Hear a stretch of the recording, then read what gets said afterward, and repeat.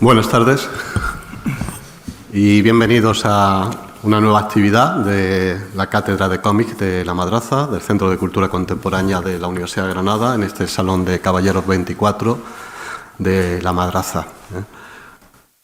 Le agradecemos su presencia y muy especialmente la de Álvaro Pons, en una visita también relámpago por diversas cuestiones. Ha llegado en este mediodía y estará esta tarde-noche aquí en Granada y regresará a Valencia y a la Universidad de Valencia, que es la universidad de la que él procede. Agradecerle muy especialmente la conferencia, porque a veces son conferencias que planteas a partir de líneas de investigación, de trabajo, de publicaciones teóricas, académicas que realizan investigadores en torno al cómic y donde sabes pues algunas de sus líneas de investigación, pero en este caso fue una propuesta que Álvaro aceptó muy gustosamente, que es la que nos reúne hoy aquí, sobre cómic e inteligencia artificial. Yo ya había visto que, no es una cosa que hayamos hablado previamente, pero sí vi que había realizado, al menos hace tiempo, no sé si ha tenido alguna actividad más en torno a la inteligencia artificial y su relación con el cómic, pero sí vi a través de YouTube que había un diálogo que había mantenido con Agustín Fernández Mayo, ¿no? Pero en diciembre de 2022, hace 2 años y medio, cuando todavía era aún mucho más emergente. Acababa de aparecer, efectivamente. Estaba en ese momento apareciendo el tema de la inteligencia artificial y su relación con la creación artística y en concreto con la creación en el entorno del cómic. Y le agradezco, como digo, que haya hecho esta labor, pasado este tiempo de reflexión, con todo lo que ha ido sucediendo a lo largo de estos 2 últimos años, casi 3, en torno a esta relación, y que nos permita hoy aportar una visión amplia, poliédrica, de un tema complejo, controvertido, que tiene varias facetas de análisis, que va desde la posibilidad de la inteligencia artificial como una herramienta, algo que quizás podamos reflexionar también después en el turno de preguntas, ¿no? Como una posible, ¿no? Desde el mundo de esto. Esta conferencia forma parte de un ciclo que se llama Digitalidades, ¿no?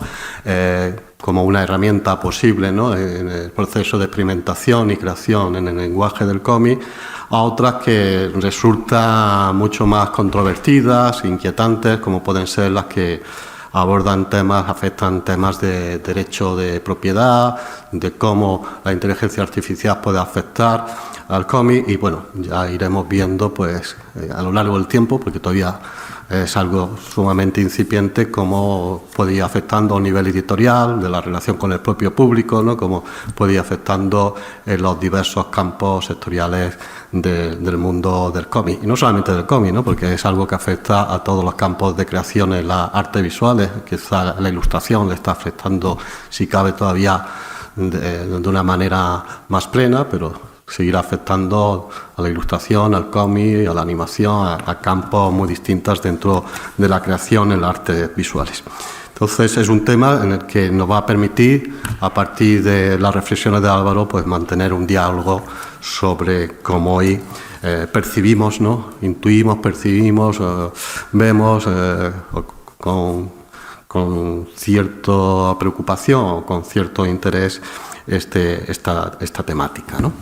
Álvaro Pons es profesor titular del Departamento de Óptica, Optometría y Ciencias de la Visión de la Facultad de Física de la Universidad de Valencia, como estaba diciendo. Se ha formado y ha desarrollado toda su carrera académica dentro de la Universidad de Valencia, con alguna experiencia después previa en área de investigación fuera de la universidad, pero después ha seguido desarrollando pues lo que es la actividad de un académico universitario, ¿no? Desde los procesos de elaboración de tesis doctoral, primero en el campo de la física de la visión, ¿no? Y después ya, pues en paralelo prácticamente, ya empezó su labor también en torno a pues, su interés de toda la vida, desde su infancia. Creo que tu padre era coleccionista, ¿no? de cómic.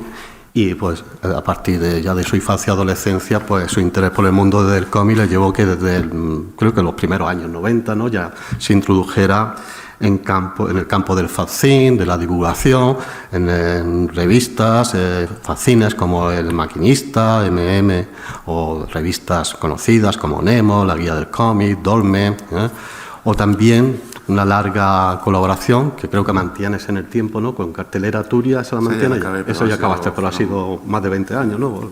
4 años. 4.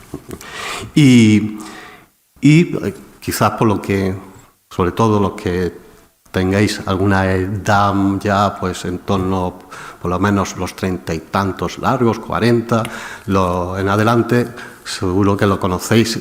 Bueno, esto ya empezó en el año 2002, ¿no? Estamos hablando 23 años, pues alguien que pueda estar hoy rondando los 40, seguro que ya se pudo quizá acercar. Y ya algunos que tenemos alguna edad más, yo me acuerdo, seguís con mucho interés en su momento, a lo que me refiero, que es una experiencia que fue casi pionera, un tipo de formato de blog, La Cárcel de Papel, ¿no? Que empezó en el año 2002 y durante una década se mantuvo activa y que pues yo creo que fue lo que hizo también que en buena medida que más allá de esos ámbitos de fanzines, de revistas, pues Álvaro se convirtiera en una voz muy autorizada y referente dentro de la crítica, ¿no? Y de la divulgación de cómics. Yo recuerdo seguir a diario, ¿no? Porque era muy activo en la subida de entradas, normalmente varias al día realizaba, hasta que llegó un momento que, pues, por todo lo que significa docencia, investigación, gestión en la universidad, otros complementos, la paternidad, ¿verdad? Que me acuerdo que vino en ese momento, fue también algo que le llevó a decir, bueno, tengo que rebajar esa parte más de La Cárcel de Papel, porque la otra en ningún momento ha ido a menos, sino todo lo contrario, ha ido a más, sobre todo lo que tiene que ver más con la gestión, porque Álvaro, por un lado, dirige el aula de cómic y por el otro lado, ahora codirige, ha sido director y ahora es codirector, ¿no? También de lo que es la cátedra de estudios del cómic de la Fundación SM, Universidad de Valencia, que fue la cátedra pionera en la Universidad Española, se creó en 2019. Ahora mismo hay 3 cátedras creadas, como he comentado en alguna ocasión, también en el análisis que hice para el libro blanco, ¿no? De la presencia del cómic en la universidad. La primera fue la de Valencia y después 2 que surgieron simultáneamente en el tiempo, en el inicio del curso 2022-23, en septiembre de 2022, que es la cátedra de cómic de Alcalá de Henares, que el mes pasado tuvimos a su director, a Kiko Sedadana, hablándonos sobre el cómic de prensa en Estados Unidos, y la cátedra de cómic de la Universidad de Granada, ¿no? Son las 3. Hay alguna otra cátedra más, pero con otro tipo de perfil vinculada al ámbito universitario y, bueno, son las cátedras que han iniciado y que vienen a refrendar, pues, la presencia creciente tanto en lo académico, en tesis doctorales, en iniciativas de reuniones científicas, de proyectos de investigación, de revistas universitarias, colecciones editoriales que hoy el cómic tiene ya dentro de la Universidad Española. También podéis conocer a Álvaro porque su presencia en medios de prensa es también muy activa, ¿no? Colaborando con El País, con el suplemento cultural del País, la revista Babelia. Es miembro de ACD Cómic, de la Asociación de Críticos y Divulgadores del Cómic de España, que sobre todo quizás conocéis más de pues, Los Esenciales, que publican cada semestre, ¿no? Una selección de 35, quiero recordar, ¿no? 35 cómics del primer semestre y otros del segundo semestre, y después una selección anual, ¿no? Fruto de esas 2 semestrales que realiza, ¿no? Entre esas actividades. También de la Sociedad Académica de Estudios del Cómic, de más reciente creación. Y entre sus publicaciones, numerosas, ¿no? Solamente voy a destacar las 2 que tienen más un formato monográfico de estudio de libro, que es Viñetas a la Luna de Valencia, Historia del TVO valenciano, 1965-2007. Hace un momento estábamos hablando en el patio sobre ella, que viene a ser continuación del estudio de Porcel, ¿no? que llegaba hasta esa fecha, y el de Álvaro pues llega ya a cubrir ese último tercio del siglo XX y muy inicio, esos primeros 7 años del siglo XXI, porque fue el año en que se publicó por Ediciones de Ponent. Y también la recopilación que se realizó, ¿no?, selección de algunas de esas entradas que he mencionado de La cárcel de papel en una publicación que realizó Confluencias en el año 2017, con el título La cárcel de papel, diario de un lector de tebeos, 2002-2016, que fue el periodo de actividad de La cárcel de papel. También muy destacada su labor de comisariado de exposiciones. Por ejemplo, una de las que ha comisariado es Tebeos, Le Bande Cine Español, que se realizó con motivo de la 39ª edición del Festival d'Angoulême. Como sabéis, el festival internacional más importante, en este caso fue la edición del año 2012. Una dedicada a la línea clara valenciana, VCL, Valencia Línea Clara, en el IBAN de Valencia, con el que ha colaborado en numerosas ocasiones. En el Museo de Prehistoria de Valencia, también una sobre prehistoria y cómic. En el IBAN, en 2017, una dedicada a la obra La Casa, ¿no? Se conoce la obra de Daniel Torres de La Casa, una obra magistral en torno a la arquitectura de la casa, la ciudad, ¿no?, que publicó hace unos años a Daniel Torres.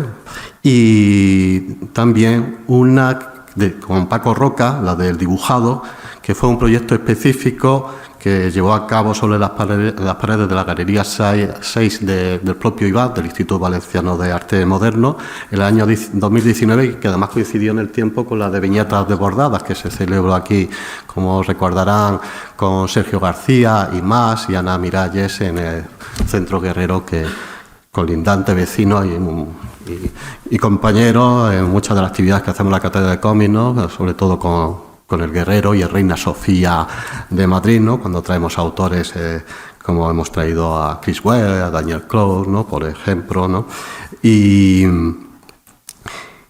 también quiero destacar, ya finalizando, también algunas iniciativas que muestra también por un lado, entiendo que generosidad, pero también el desbordamiento, que es igual que ese desborde que era la exposición de Paco Roca o la que estábamos hablando con Sergio y más, el desborde también como amasador, coleccionista pues a lo largo de tanto tiempo, tanto de lo recibido de su padre como la propia labor de Álvaro, que pues me imagino una maravillosa colección de fanzines y que donó 3.000 de ellos para montar con el Ayuntamiento de Valencia, con el IBAN, la fanzineteca, ¿no?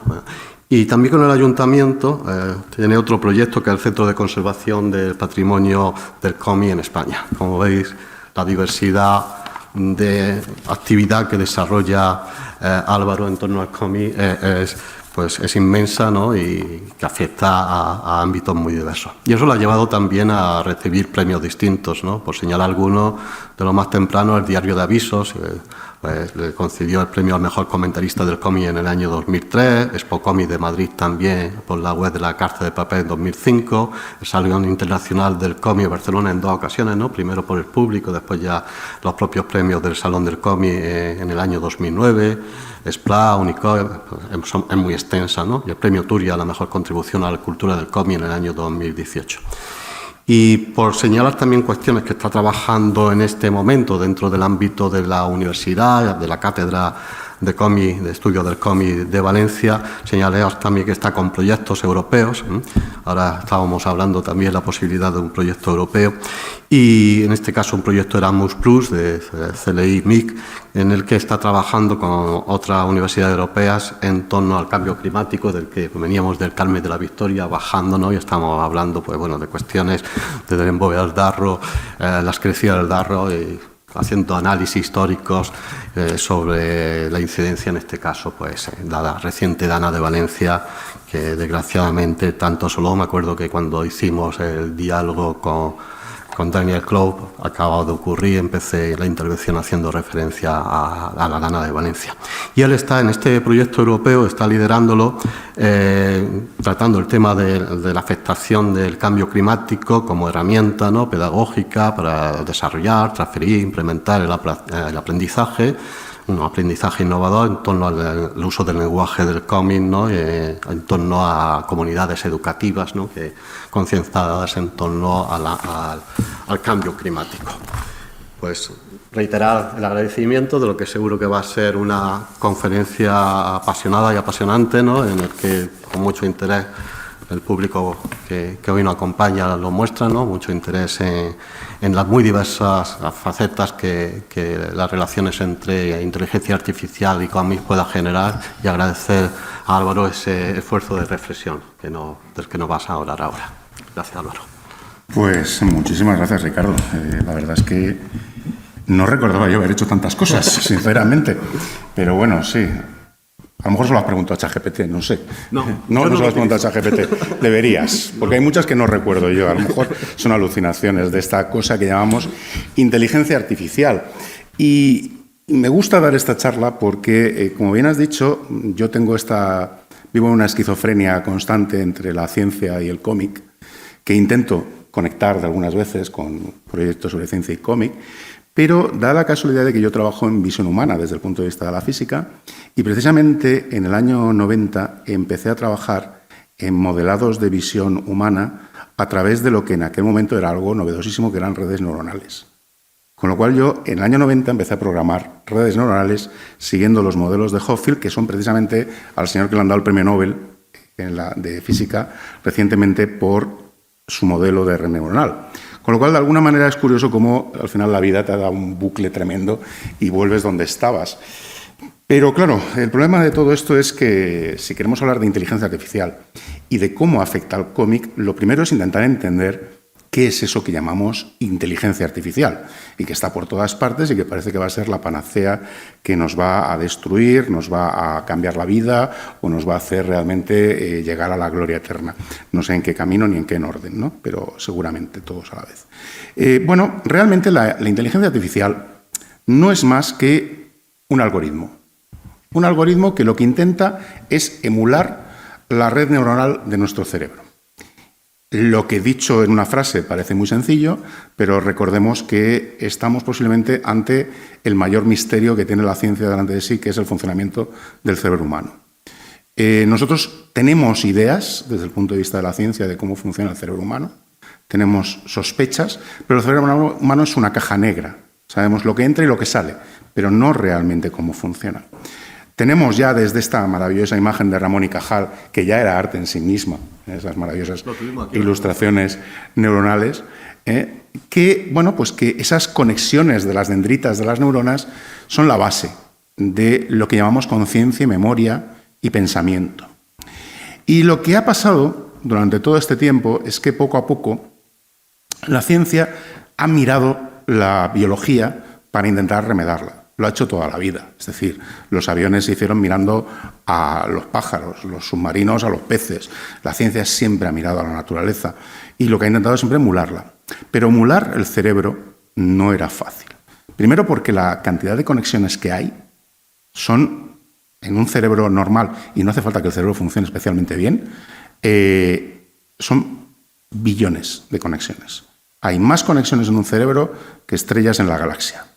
Con lo cual, no es arriesgado decir que entenderemos antes cómo funciona una galaxia que nuestro cerebro. Emularlo era realmente complicado, porque lo que tenemos que hacer es emular ese conjunto de conexiones que hay e intentar emular cómo funciona, que tampoco sabemos muy claramente cómo funciona, pero entendemos que la clave son esas conexiones. Y precisamente en los años 60, 70, empezaron a aparecer una serie de algorítmicas que se basaban en la interconexión, en crear interconexiones, en intentar coger una imagen, vamos a ir a la imagen de un perro, romperla entre pequeños píxeles y distribuirla en una malla de conexiones para intentar a partir de ahí obtener una respuesta, ¿no?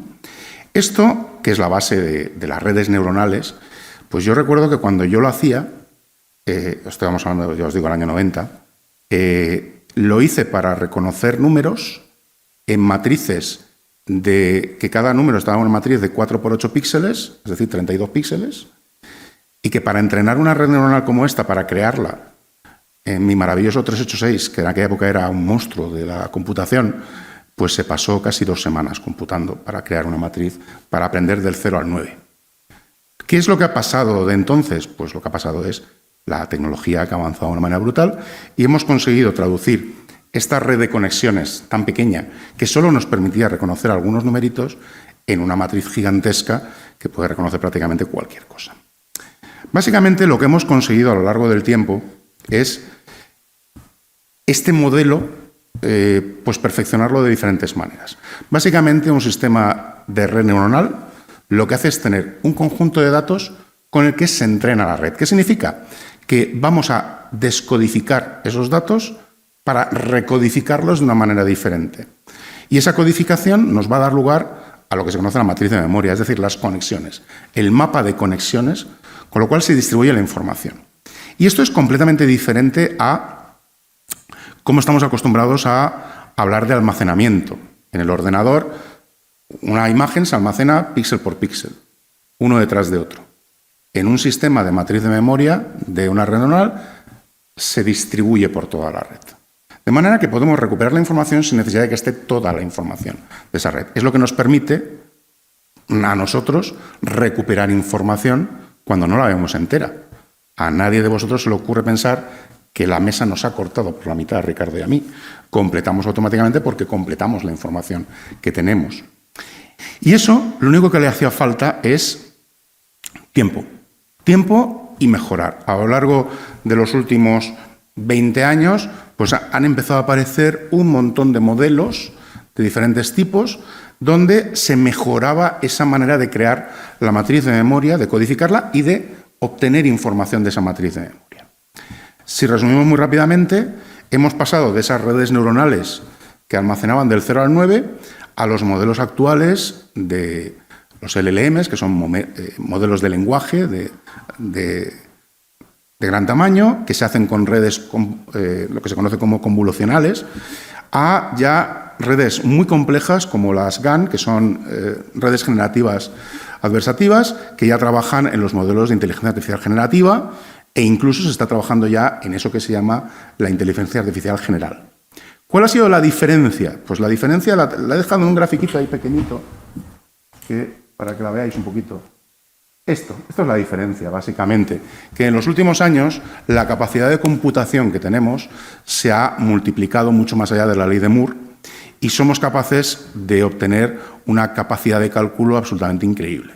Hemos pasado de tener ordenadores yo recuerdo con muchísimo cariño mi Spectrum de 16K, donde programaba y hacía maravillas con 16K, a tener ordenadores con terabytes, con capacidades de proceso brutales, con cloud computing, que lo que hace es distribuir a lo largo de miles de ordenadores, y hemos conseguido que lo que antes necesitaba unos esfuerzos técnicos brutales, ahora es claramente accesible. Y eso ha dado lugar a pues, todos estos modelos. Modelos que, repito, lo que hacen es intentar almacenar toda la información para que luego podamos recuperarla. En algunos casos lo que se lleva es a través de cadenas markovianas que lo que hacen es ser predictivas. Intentamos predecir qué es lo que va a pasar. ChatGPT es un modelo, por ejemplo, predictivo. ChatGPT no inventa nada. Cuando vosotros le preguntáis algo a ChatGPT, ChatGPT lo que hace es contestar lo que más probablemente sería una respuesta a esa pregunta. Y lo que hace es mirar todo lo que se ha escrito antes y buscar respuestas probables dentro de un contexto marcado por el prompt que le habéis puesto. Pero no inventa nada en ese sentido. Lo que hace es predecir qué es lo más probable, en función de la información que tiene. Esto ha ido evolucionando a modelos que pueden llegar al cómic, que es cuando generamos imágenes. Esas imágenes se producen gracias a modelos GAN, estas redes generativas adversativas, que lo que hacen es que trabajan dos redes en paralelo. Una red que genera imágenes de forma aleatoria y otra red que ha sido entrenada con imágenes reales, con gente que le ha dicho lo que es la imagen, porque siempre va a haber una intervención humana, y lo que hace una red es mirar lo que genera la otra y le dice, ¿le gustará a un humano o no? Y entonces lo que conseguimos es una imagen que le puede gustar a un humano. Realmente una red de este estilo compiten entre ellas hasta que la imagen que sale es una imagen que nos debería gustar. Nos debería gustar según el criterio de la gente que ha entrenado a esa red neuronal. Y eso da lugar a Pues realmente modelos complejos donde conseguimos este tipo de resultados que habéis visto que son tan espectaculares. ¿Qué es lo que hace una red de estas? Pues lo que hace es que toma un prompt de entrada en texto, en formato de texto, lo codifica de acuerdo a una red neuronal que ha codificado palabras y de una manera semántica alguien le ha dicho cómo se corresponde con imágenes. Normalmente, casi siempre, todo esto empezó de una manera supervisada por humanos. Es decir, había humanos que le enseñaban imágenes y le decían, esto es un ordenador, esto es un hombre, esto es una mujer, esto es una silla, ¿vale? Y el ordenador iba apuntando, iba codificando esas cosas. Y luego pasan a ser no supervisadas. El propio ordenador ya reconoce en función de lo que tiene. Pero claro, el sesgo de entrada de la supervisión humana es el que nos lleva a que si le dices, hazme una mujer guapa, te va a hacer una chica joven, rubia y de ojos azules. Porque hay un sesgo clarísimo, un sesgo evidente. Si le pides que te haga una persona mala, te hará un árabe con barba y moreno. ¿Por qué? Porque hay un sesgo humano. Un sesgo humano previo que es el que ha marcado eso. Y el problema es que la red neuronal, la parte no supervisada, ha aprendido de ese sesgo y lo sigue manteniendo. Pero claro, también es cierto que cada vez entrenamos con más y más y más datos. Tantos que hacen que cada vez los resultados sean más espectaculares. Hoy en día es muy difícil diferenciar una imagen generada por inteligencia artificial de una imagen real. Antes era fácil, tenía 7 dedos. Era muy fácil ver eso. Pero ahora no. Ahora además las entrenan para que tengan 5 dedos. Que saben contar que tienen 5 dedos, ¿no? Claro, hemos conseguido realmente llegar a un modelo muy complejo de codificación. No hemos hecho un cerebro humano. El cerebro humano es demasiado complejo todavía. Pero nos estamos acercando a algo que podría ser el cerebro de una lombriz, por ejemplo. Aproximadamente la capacidad neuronal que tenemos ahora, pues hay ordenadores ya de este estilo que pueden dar lugar a cerebros de lombrices, puede que incluso a lo mejor algún anfibio pequeñito. El humano está lejos todavía. Y por supuesto lo que está muy lejos es Matrix, ¿vale? Y Skynet. Tranquilos, que Skynet no llegará. Y aparte, como bien me decía un compañero que trabaja en inteligencia artificial, no hay problema. El ordenador lleva enchufe. O sea, si despierta Skynet, la desenchufamos. No hay ningún problema. ¿Vale? Esto es así. Esto no hay tanto problema como parece. ¿Vale? Pero lo que sí es cierto es que todo esto está llegando a un momento donde esas redes son cada vez más y más complejas. Hasta el punto que ni siquiera sabemos qué es lo que pasa dentro de una red neuronal. En un sistema de inteligencia artificial sabemos lo que le metemos, sabemos lo que sale, pero no llegamos a tener ni siquiera muy claro qué es lo que pasa dentro. Es tal el volumen de cálculos que se producen que no sabemos qué es lo que pasa dentro de una red neuronal. De hecho, es muy diferente a lo que podemos pensar en una computación. Uno podría pensar que cuando almacenamos una imagen y le pedimos que nos dé otra imagen, pues lo que hace es comparar las imágenes que tiene en memoria y busca la que es más parecida. Pero no es así. No es así porque no están esas imágenes en memoria. Cuando nosotros almacenamos imágenes, se almacenan decodificadas. Se almacenan, de hecho, se le añade ruido aleatorio para que estén absolutamente descodificadas. Se almacenan tokens, features, que son características definidas en diferentes espacios a través de una difusión, que es el modelo de Stable Diffusion y todo esto, que lo que hacen es que a partir de un condicionamiento de mapas semánticos, de imágenes previas de entrenamiento, vamos a pedirle a la red que nos genere de todo eso que tiene dentro de la red otra imagen que tiene que ver con lo que está dentro. Y conseguimos recuperar la red. Ya hablaremos porque esto es bastante parecido a lo que hacemos realmente en la realidad.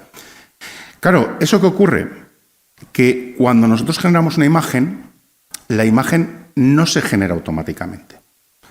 Tenemos la idea de que la inteligencia artificial lo que hace es que busca, y no busca, crea. En ese sentido, crea. Aunque la palabra crear aquí hay que matizarla mucho. Cuando nosotros le pedimos a ChatGPT, a un sistema de 3D que nos haga una silla, no busca sillas. sino que empieza con una imagen aleatoria, como esa.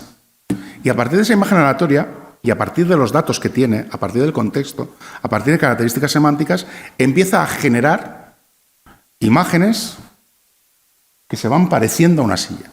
Esto es un proceso real. Esto es el proceso real de creación de una imagen. Y como veis, no hay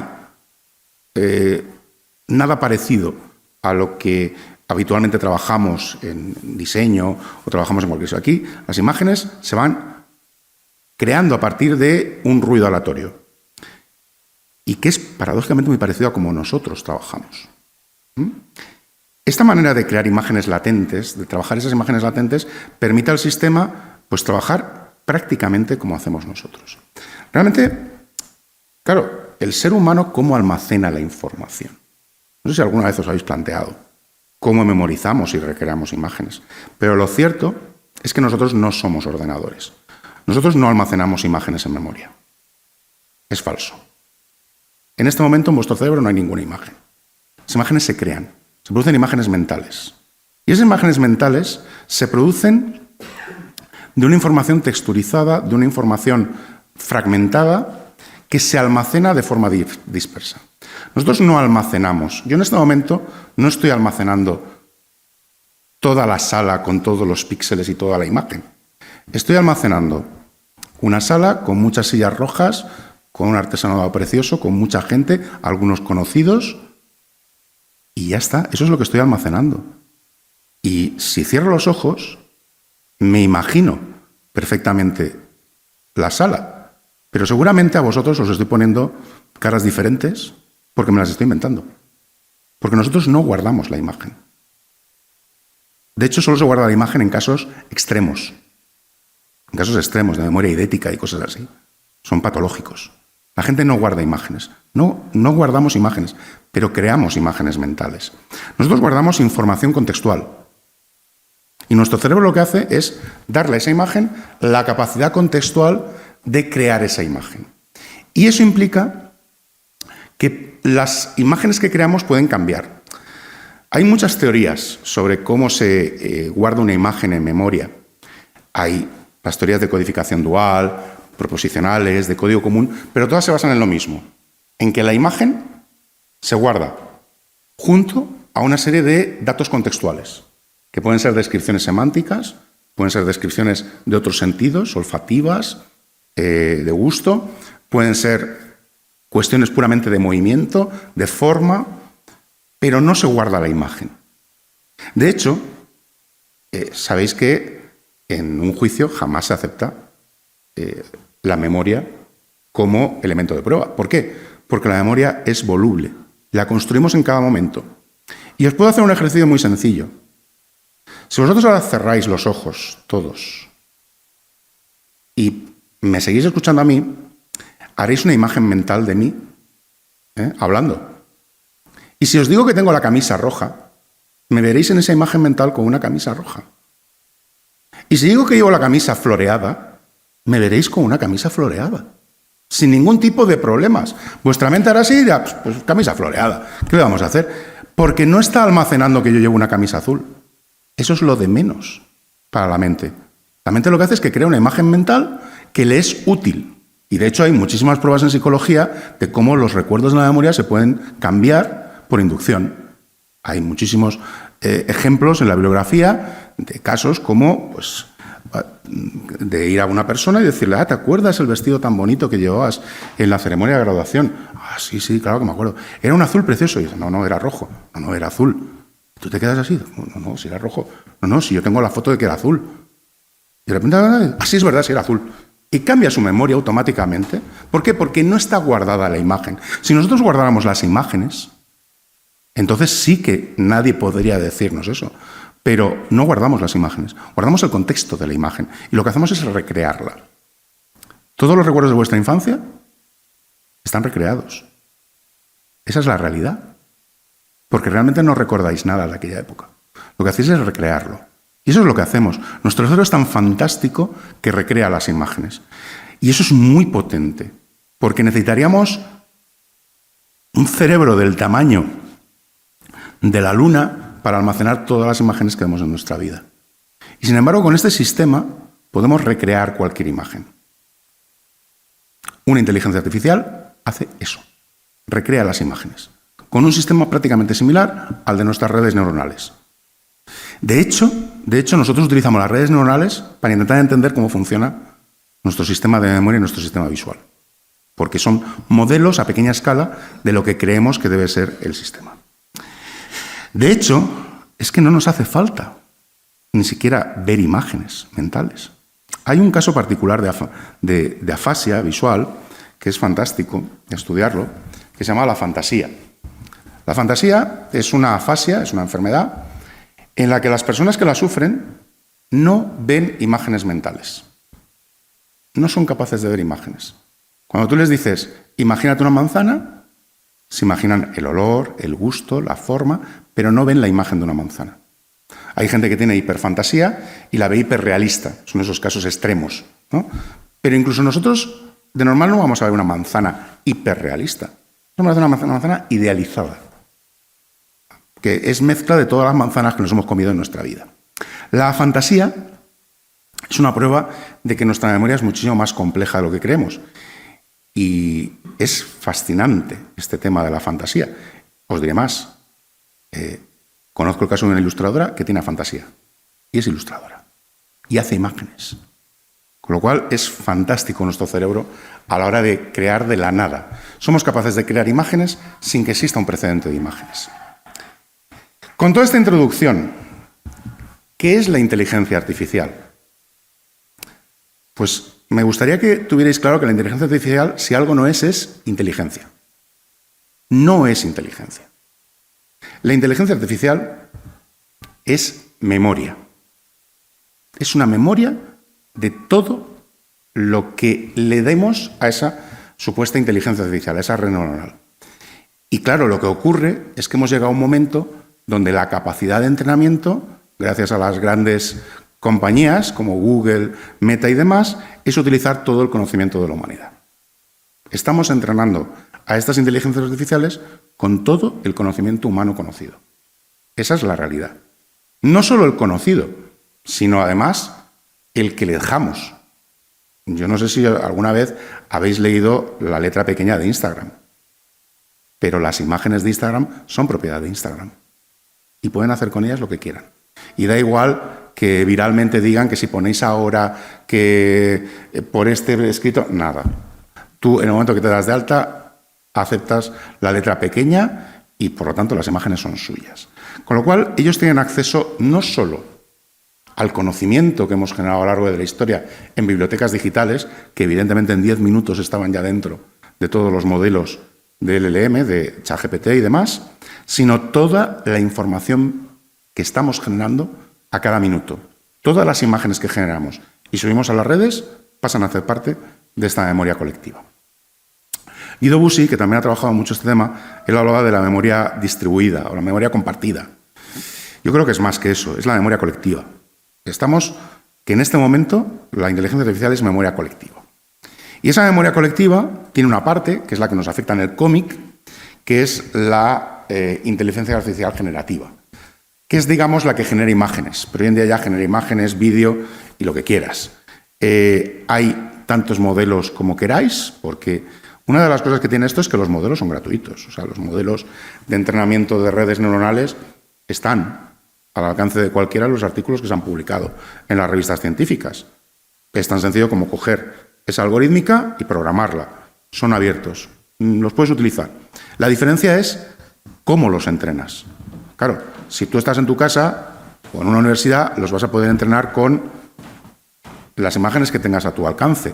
Si eres Google, lo entrenas con todo lo que puedes buscar y con todo lo que puedes hacer. Cada uno de estos sistemas cambian la algorítmica, cambian, unos son redes concurrentes, otros son redes generativas adversativas, otros son otros modelos, pero básicamente son todos lo mismo, son redes neuronales entrenadas de una manera masiva y que lo que hacen es generar imágenes siguiendo estos modelos que hemos visto hasta ahora. Y eso nos permite empezar a romper algunos mitos. Por ejemplo, se ha dicho mucho, la IA generativa es collage, es plagio, es copia, son alucinaciones. No, no es nada de eso. La imagen generada por inteligencia artificial no es un plagio, ¿vale? No es un plagio. Eso hay que tenerlo claro. Un plagio es una copia. Y para hacer una copia hay que tener inteligencia. La red neuronal no la tiene. No es un collage de imágenes. De nuevo, para hacer un collage hay que tener inteligencia y la inteligencia artificial no la tiene. Y lo que llamamos alucinaciones son sencillamente el propio sistema de generación de imágenes, que no es un sistema inteligente y, por lo tanto, genera imágenes que no tienen sentido, ¿vale? Con lo cual, no es nada de eso que estamos viendo. No plagia. Yo lo siento cuando muchas veces se dice esto, pero no es verdad, no plagia. Igual que nosotros no plagiamos, cualquier artista cuando está haciendo una obra utiliza todo el bagaje que tiene de información a su alrededor para crear imágenes. A lo mejor solo has visto una imagen una vez, pero es suficiente para que ese contexto se haya quedado ahí para que luego tu cerebro lo vuelva a utilizar. Hoy por hoy, con los sistemas que tenemos, la gran diferencia es que la IA generativa no crea. ¿Por qué? Porque para crear hay que romper la norma. Si algo nos caracteriza es que nosotros podemos ir en contra de lo que tenemos almacenado en memoria. De hecho, los grandes artistas son los que han roto todo lo que tenían almacenado en memoria. Los que han tirado la memoria a la basura y han empezado de cero. Eso la IA no lo puede hacer. La IA no puede empezar de cero de ninguna manera. Necesita trabajar sobre lo que tiene almacenado. No sé lo que pasará cuando entren en acción los ordenadores cuánticos, que ya no son binarios. Y ahí sí que hay un peligro, que veremos lo que pasa. Pero hoy por hoy los ordenadores cuánticos son una promesa y no son una realidad, por mucho que se diga. ¿Qué es lo que es realmente una inteligencia artificial generativa? Pues es un acceso a nuestra memoria visual colectiva. Sobre todo es eso. Es un acceso a todo lo que ha creado el ser humano durante su existencia y que está digitalizado. Y es sobre todo un proceso de simulación de recuperación de imágenes en memoria, ¿vale? Por lo tanto, no crea, sino que a partir de un prompt recupere esa imagen mental que nosotros hacemos con facilidad y a que a la IA le cuesta mucho. La diferencia es que nosotros nos entrenamos durante toda la vida con un número reducido de imágenes y la IA tiene a su disposición todas las imágenes creadas en los últimos años. Y eso es donde entran los problemas que puede tener la IA más graves. Y son problemas generalmente éticos. Evidentemente, el primero, el que más, digamos, es evidente, estamos entrenando esas redes con imágenes que tienen derechos de autor. Y le guste o no a Google, a Meta y demás, hay una legislación de derechos de autor y tú no puedes utilizar unas imágenes de forma libre porque sí. ¿Vale? Hay, evidentemente, una cuestión sobre el hecho de la imagen transformada, etcétera, etcétera, pero tú has utilizado la imagen para entrenar. Por lo tanto, has utilizado la imagen sin permiso. Luego ahí hay un problema de derechos de autor importante. Hay un problema de gasto energético brutal, eso es evidente. Las redes neuronales y los sistemas de inteligencia artificial tienen un gasto energético brutal, sobre todo en la fase de entrenamiento. Es decir, el entrenamiento de una red neuronal gasta energía de una manera absolutamente brutal. Pero también debo decir una cosa, una vez se ha creado la matriz de memoria, con un móvil cualquiera podemos utilizar, porque es una matriz de datos. Pueden ser unos cuantos gigas de información, no es más. Una vez se tiene la matriz, el recuperar los datos es relativamente rápido. Pero el gasto energético en la creación de las redes es importantísimo. Y luego, y ahora hablaremos un poquito de esto, creo que hay dos más importantes, que es el intrusismo profesional, el que estas imágenes están generando imágenes que van a ser utilizadas comercialmente, y la explotación comercial de un bien común que es nuestro conocimiento.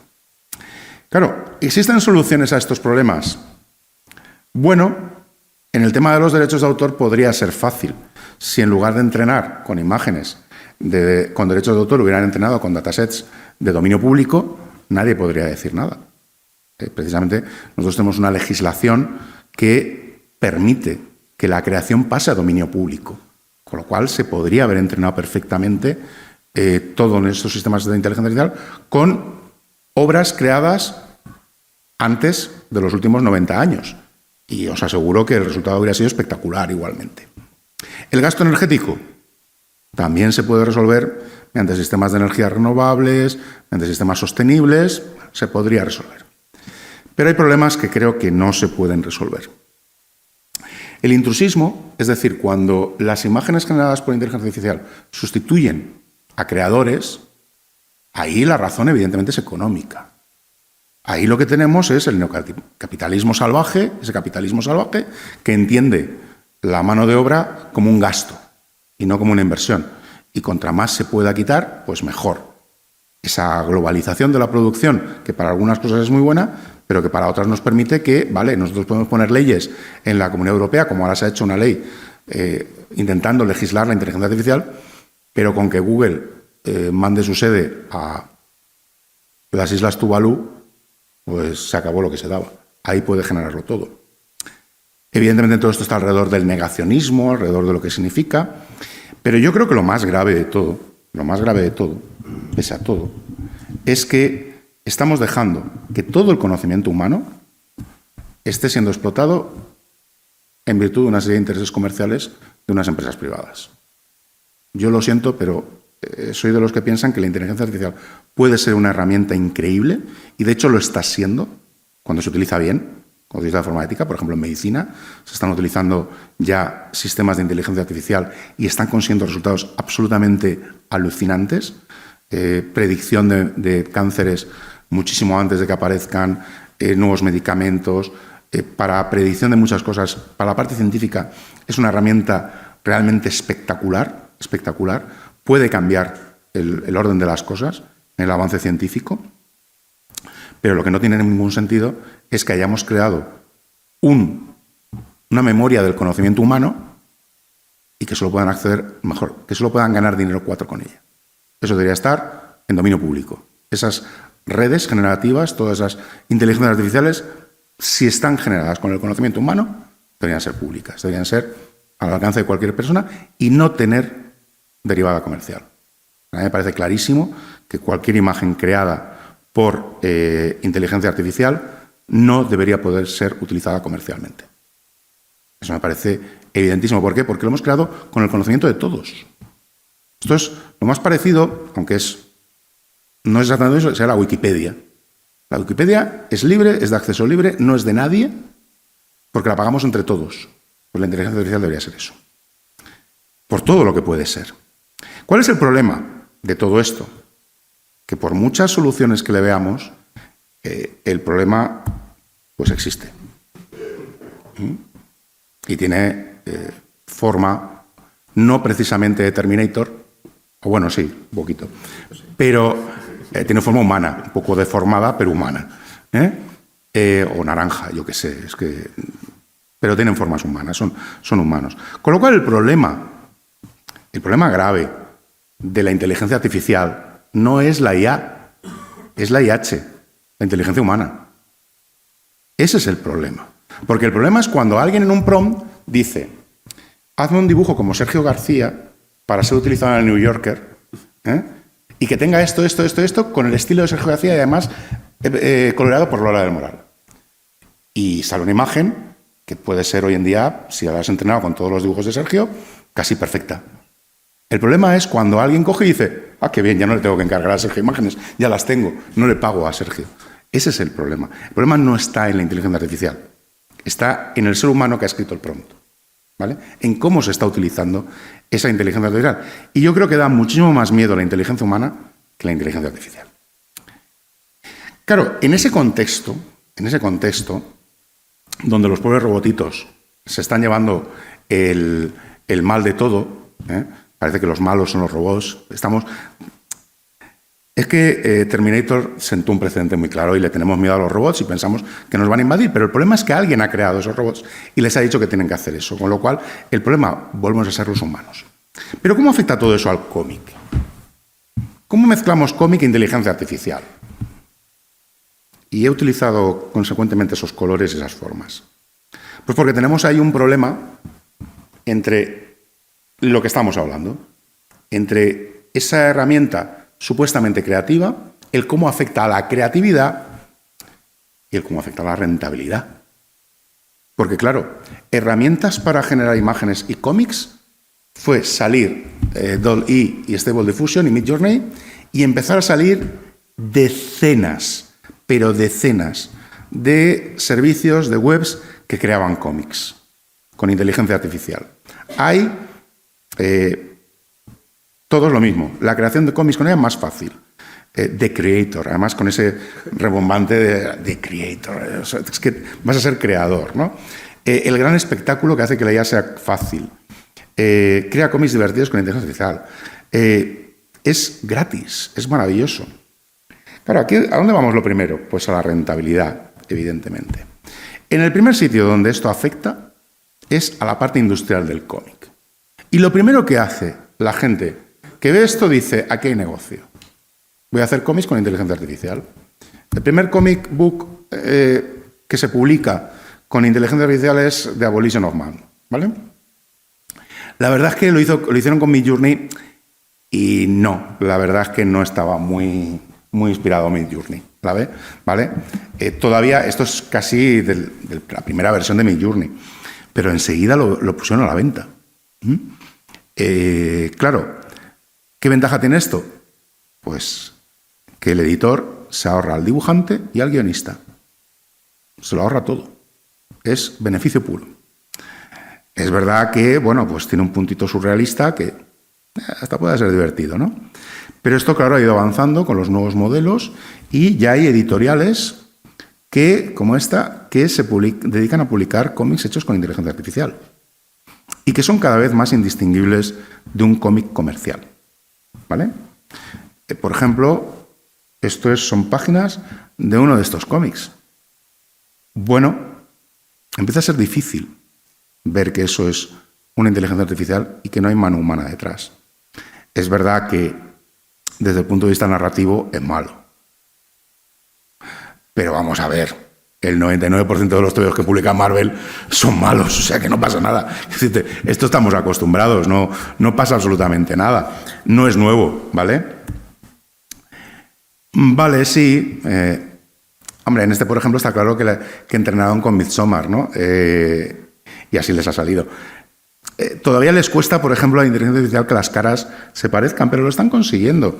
Ya, por ejemplo, este otro de Bestiality, bueno, con rollo 3D, pues durante un tiempo esto se hizo mucho de moda, el hacer TVitos en plan 3D con sombritas y todo esto. Y uno de estos podría pasar pues por lo que en su día hicieron algunos autores que no voy a nombrar, pero que se dedicaban a esto de una manera, bueno, no vamos a decir nombres, pero yo sé de dibujantes que cogían el DVD, cogían la imagen, la metían en Photoshop y pintaban encima. Y ya está. Con lo cual, ¿qué diferencia hay? ¿Qué parte inteligente has hecho ahí? Pues no, has hecho sencillamente una producción industrial en la que producir un cómic pues tiene el mismo valor que producir un chorizo, ¿vale? Y bueno, la composición pues cada vez es más elaborada, ¿para qué vamos a negarlo? Es verdad que lo de mantener las caras iguales les cuesta todavía. Pero, bueno, seamos claros. Si yo le digo a la mayoría de gente que vas a comprar un TVO de superhéroes, pues lo que quieren es ver al personaje, no quién lo dibuja. La gran mayoría de gente que compra un cómic de superhéroes, la gran mayoría, no mira quién es el autor, mira quién es el personaje. Porque siguen al personaje, no al autor. Y por eso les da igual que el autor cambie cada X tiempo. O que incluso en el mismo número haya 5 autores diferentes. Porque lo que quieren ver es cómo Hulk se pelea con la cosa. ¿Vale? Que lo haya dibujado una inteligencia artificial. O Frank Miller. Bueno. Pues bien. De hecho, incluso a lo mejor le gusta más el de la inteligencia artificial. Pero claro, esto están empezando a aparecer y ya hay ejemplos que son evidentes hacia dónde van. ¿Dónde va a pegar el primer, digamos, impacto la inteligencia artificial? En el cómic comercial. Y seguramente en el cómic de superhéroes, porque es industrial. Es una cadena de producción industrial. Y yo diría más.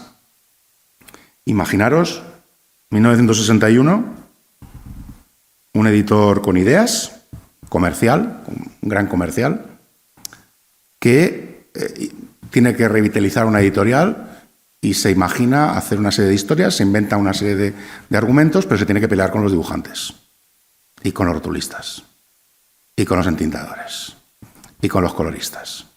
Y descubre esto. Este hombre hubiera sido feliz. este hombre hubiera sido muy feliz, Stan Lee hubiera sido feliz, porque Stan Lee presenta, hubiera sido verdad, Stan Lee presenta, y a tomar por saco ya Kirby, Steve Ditko y todos los demás, ¿vale? Porque él solito hubiera hecho todo el universo Marvel. Claro, el problema es que esto está empezando a ser. Está empezando a ser, y lo primero que estamos viendo es cómo en los cómics comerciales la IA está canibalizando todos los procesos de la cadena de producción. ¿Qué es lo primero que estamos viendo? Traducciones. El mundo de la traducción está ya completamente canibalizado por la inteligencia artificial. Los traductores, digamos, que un buen futuro no tienen, ¿vale? Porque todas las editoriales están yéndose hacia la inteligencia artificial. Pero es que ya hay software como Comic Suite que te coge un cómic dibujado y te lo traduce automáticamente. No hace falta traductor ni rotulista, porque te hace la rotulación también.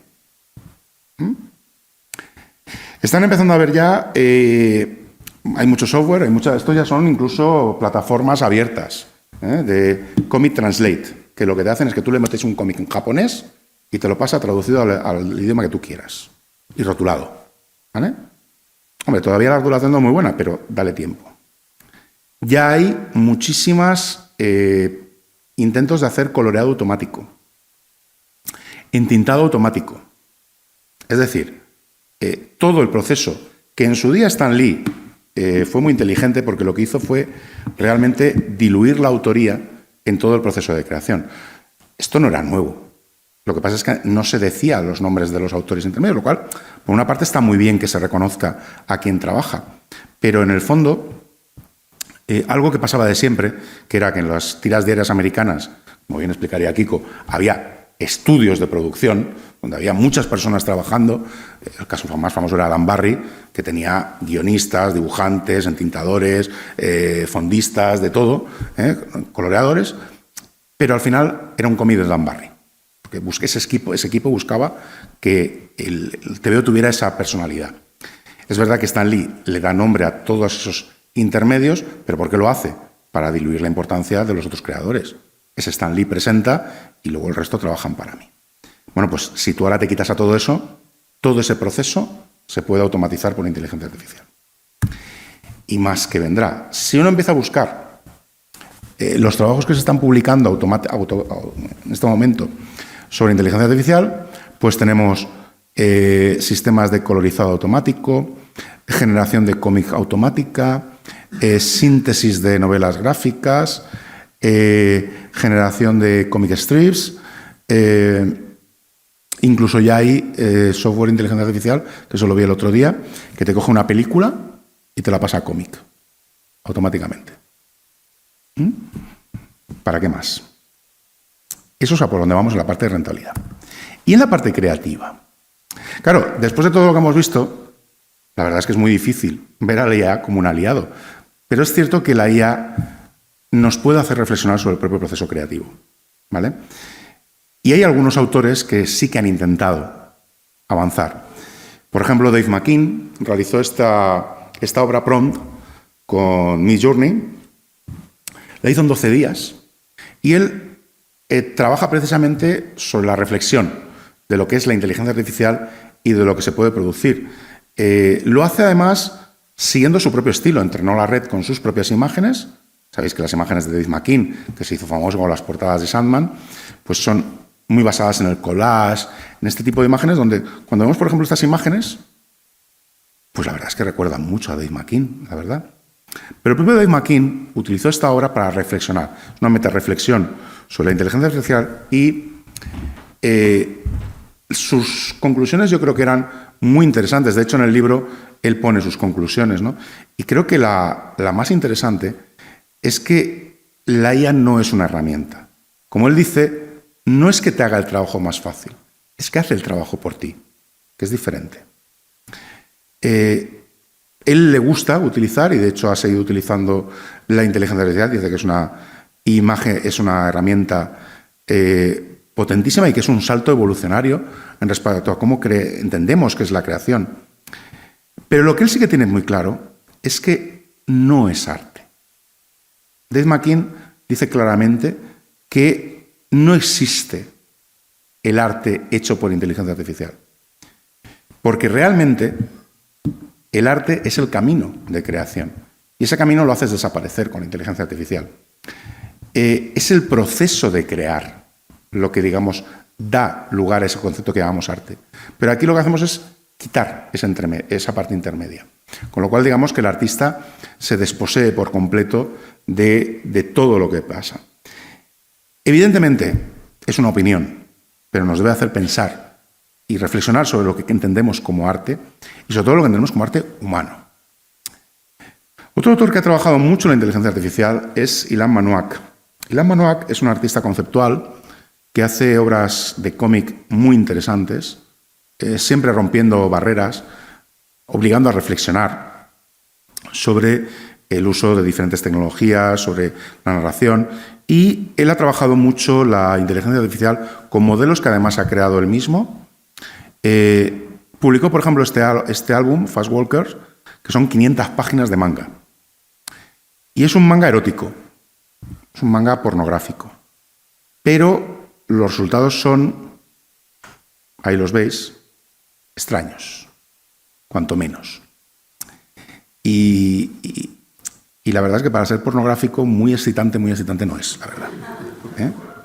No sé cómo lo veis vosotros, pero sí tiene ese puntito del manga, ¿no? De este puntito casi pedófilo del manga, etcétera, etcétera. Pero, de algunos mangas, por supuesto. Pero, claro, de hecho lo volvió a hacer. Y luego hizo otro que dijo, no, esta vez voy a ir a la europea. Y en la colección BD Cool, que es posiblemente la única colección de cómic pornográfico que existe actualmente en Francia, creó un TVO que se llamaba LBTT, como yo le amo, y que es también, aquí ya rizó el rizo. El guión está hecho por inteligencia artificial y hay otra inteligencia artificial que dibuja el guión que ha hecho la inteligencia artificial. Con lo cual, no hay, en principio, parte humana más que en los prompts, evidentemente. Y el resultado vuelve a tener esa característica que sí, vemos como el estilo de dibujo es más europeo, vamos a llamarlo así, ¿no? Pero es curiosísimo. Una de las cuestiones es que estos cómics pornográficos, que vamos a ver, seamos claros, el cómic pornográfico ha formado parte del cómic desde que el cómic es cómic. O sea, no lo olvidemos que posiblemente el origen del cómic adulto, por mucho que nos duela decirlo, no está en el Eternauta, no está en Robert Crumb, está en las Biblias de Tijuana, ¿vale? Que eran cómics pornográficos, ¿vale? Pero el cómic pornográfico que ha estado ahí, solo tenéis que pensar en Edith Fumetti, la editorial esta italiana que se dedicaba a hacer todos estos cómics de Gesa y todo esto, siempre ha estado ahí la pornografía en el cómic. Pero claro, porque tenía una función excitatoria. Pero curiosamente la inteligencia artificial no consigue excitar, porque no es humana. Y porque la excitación es humana. Y eso es una característica que Manoak llega como conclusión que me parece muy interesante. Ahí pasa algo cuando no podemos crear algo tan humano, tan primario, como la excitación sexual. Es, digamos, la excitación más básica. Y una inteligencia artificial no puede, porque, repito, no es inteligente. Manoak ha seguido haciendo otro tipo de pruebas. Esta es una cuenta de Twitter que creó en el 2023 que se llamaba The Neural Yorker. Evidentemente es un homenaje a el humor gráfico de New Yorker, que ya sabéis que es posiblemente el más famoso de la historia, ¿no? Y se creaban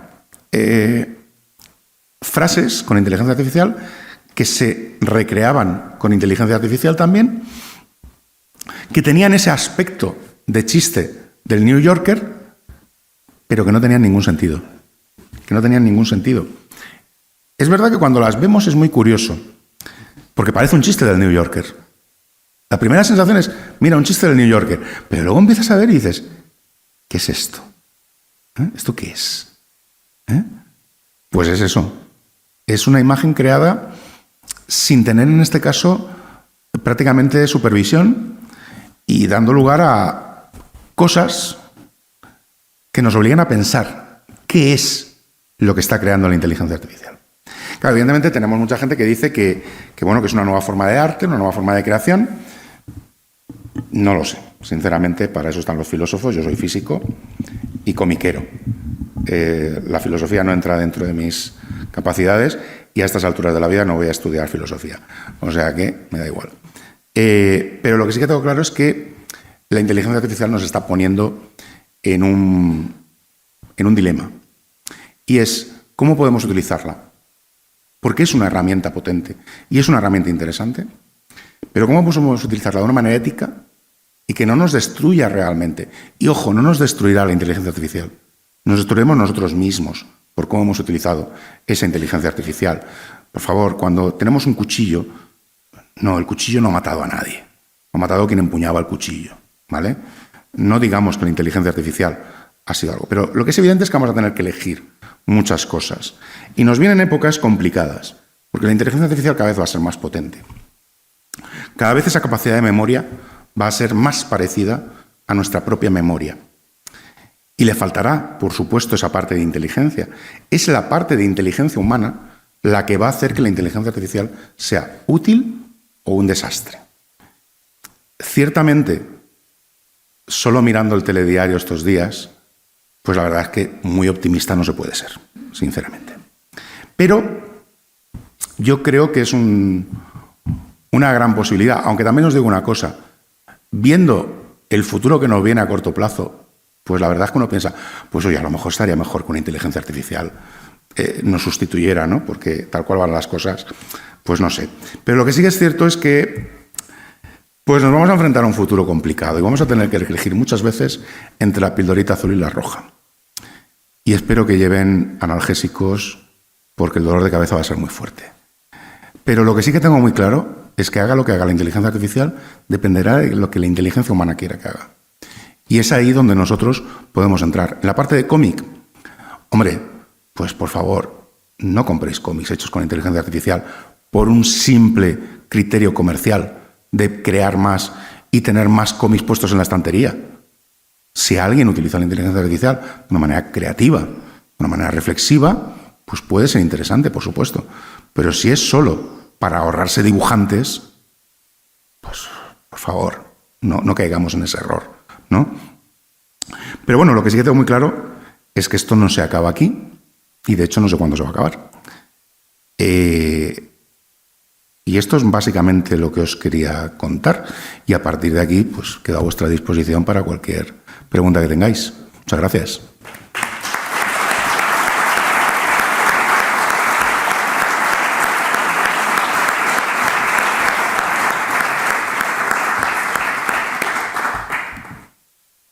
Muchas gracias a ti, Álvaro, por esta buena práctica de la inteligencia humana.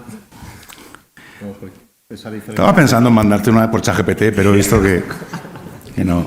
Esta diferenciación entre inteligencia artificial y la presencia de la inteligencia humana, que al final es la significativa, pues nos pone en las coordenadas del debate, ¿no? Sobre los aspectos que puede tener beatíficos en la creación y los aspectos malignos que tú has señalado en cuanto a su comercialización. Vamos a abrir un turno de preguntas por parte de los asistentes, aquellos que queráis participar. Si no sabéis qué preguntar, le podéis preguntar a ChatGPT. ¿Qué le pregunto a Álvaro? Okay.